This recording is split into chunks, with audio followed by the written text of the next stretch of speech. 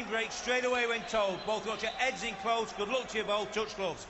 Good luck, fellas. Well, as you heard, there is a belt on the line here, but sort of. It's the WBA interim middleweight belt, which Chris Eubank won last time out, but we're dealing with the WBA here, who have their own Byzantine set of rules.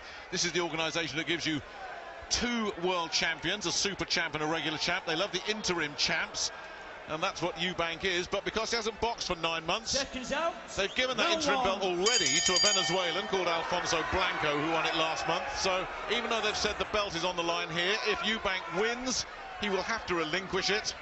Goodness only knows what they're going to do if Jetta wins it, because they'll have 2 interim champions. But that's the madness of the WBA for you. Bottom line is, there is nothing crazy about Chris Eubank Jr. How good can he look? How far can he go? And what kind of problems will Tony Jetta set him, if any? There are 3 scoring judges in attendance. The expectation around here is they will not be needed.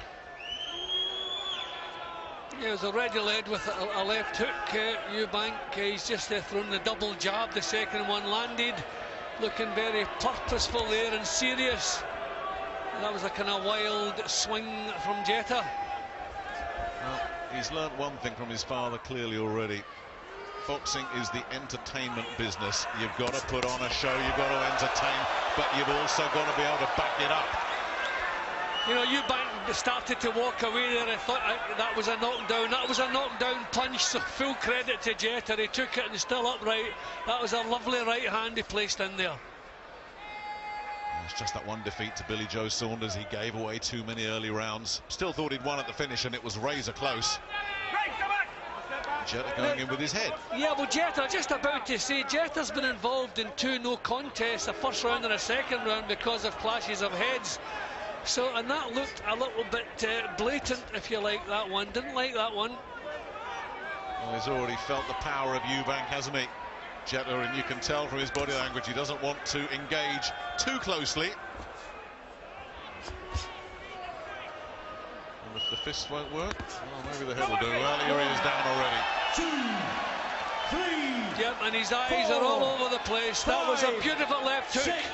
6, he led with a left hook straight away when the bell rang, but that one landed and has taken a lot out of Jetta. And still nearly a full minute in this opening section.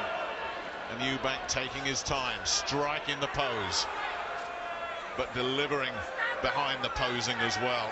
Substance to go with the style. And there he is, nailed again. Well, just trying to cling on here, Jetta. Jetta looking over to his corner, doesn't want to be there. The legs have gone. Already. I think one more clean punch and referee Foster will be jumping in there. This fellow doesn't want to be there, and I don't blame him. Another hook coming in. Eubank taking his time, in no great rush to get this one finished. Oh no! Jetta being told by Howard Foster not to hold. Difficult to know what else he can do. Well, it looks like he's going to survive the opening 3 minutes, but only just. He was rocked to his boots. He was put on the floor. Credit to him. He got up. And he hears the bell. And a stare. Jetta will match the stare. Yeah, well, Jetta had 3 minutes to do something with him.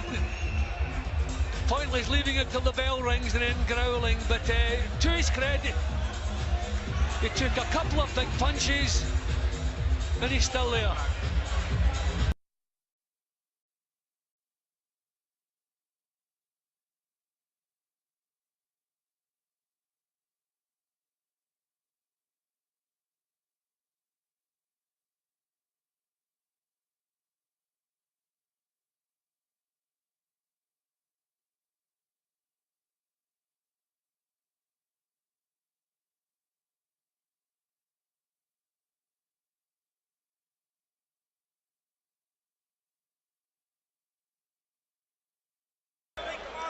Round 2.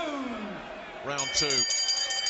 Honestly, Jim, not so much in this fight, but going down the road, it will be as entertaining in the corner between rounds as it will be while the fight's in progress.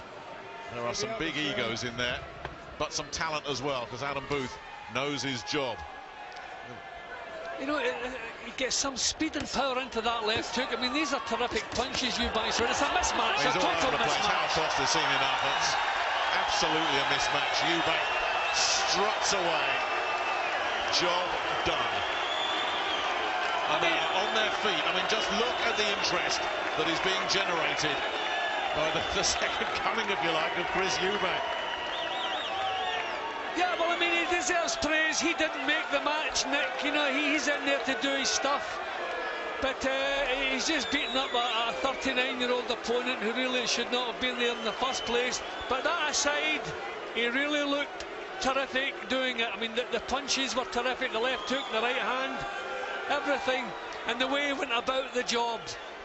You know, confidence. He knew he was on a different level to Jeter. He knew it was a matter of time. Full credit to Jeter, he couldn't have done any better. He gave it his best shot. But yet, delighted to have Chris Eubank Jr. on board. And I'll tell you what, that now officially sets up a December the 12th meeting at the O2 against the very colourful Irishman Spike O'Sullivan. Here's the finish again. Jeter was protesting when Howard Foster stepped in, goodness knows why. Couldn't argue with that. Now, Howard Foster would have been looking for an excuse to stop this after what took place in the opening round. He could see, as we all could, it was a mismatch. He doesn't want to see a man being hurt.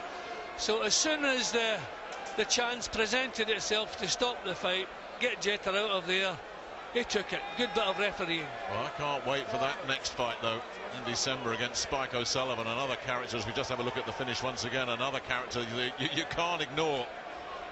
And he'll certainly put up tougher opposition than Tony Jeter managed, but we never expected any difference. This was a gentle introduction, if you like, for Chris Eubank Jr. And Spike O'Sullivan, that'll be something else. But there's no question, you know, he does throw some tasty looking punches. Powerful, accurate, fast. Fans are booing Jim, but what did they expect?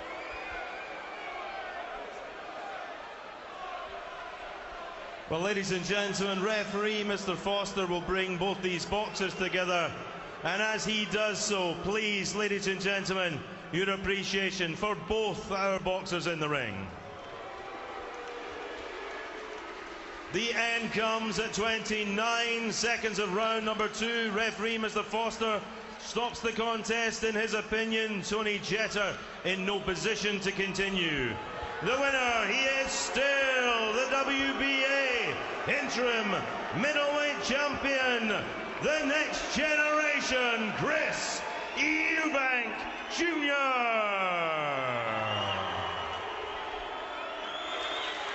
So Chris Eubank wins, and wins quick, to set up a bitter battle with Ireland's Gary Spike O'Sullivan. The rivalry goes all the way back